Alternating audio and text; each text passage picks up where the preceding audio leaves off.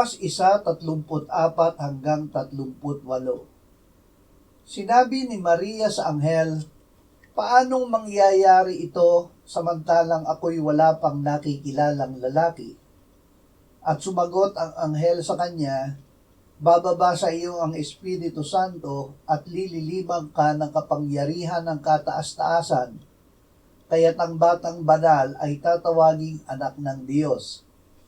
Si Elizabeth na iyong kamag-anak ay naglihiri ng isang anak na lalaki, bagamat siya'y matanda na. Ito ang ika-6 na buwan niya na dati tinatawag na baog. Sapagkat sa Diyos ay walang salitang hindi mangyayari." At sinabi ni Maria, "Narito ako na alipin ng Panginoon, mangyari sa akin ang ayon sa iyong salita." Manampalataya sa salita. Ang pananampalataya sa Diyos ay pananampalataya sa kanyang salita.